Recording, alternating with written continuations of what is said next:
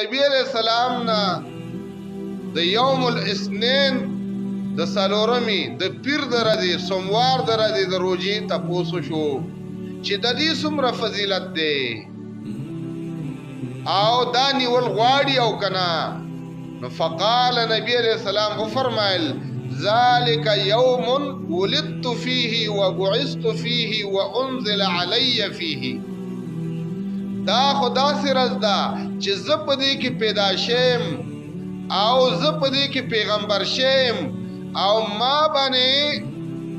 وحي هم په دغه ورځ باندې راغل دا انزل علي فيه په ما باندې چې وحي نازل شي دا هم په دغه ورځ باندې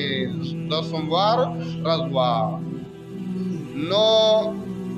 د سلورمې د ورځې روزه نیول دا د رسول الله صلی الله علیه وسلم سنت دی داغه طریقه دا په خپل به هم نیولا او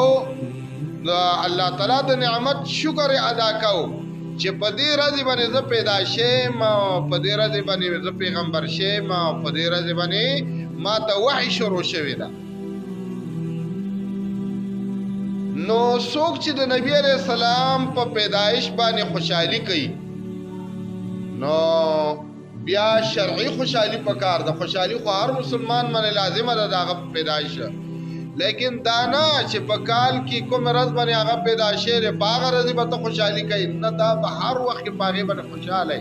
چې الحمدلله چې مونږ ته الله تعالی محمد رسول الله صلی الله علیه وسلم پیغمبر را لېږلی لقد من الله علی المؤمنین اذ بعث فیهم رسولا الله تعالی احسان کړ دې مؤمنانو باندې چې کله الله تعالی دوی کې پیغمبر را ولېږه دا د الله احسان ته د دې شکر با هر وخت کې چې دې وباسي او د سلورمې پرځ باندې هغه پیدا شوی نو هغه باندې روزه ونسه ځکه چې رسول الله صلی الله علیه وسلم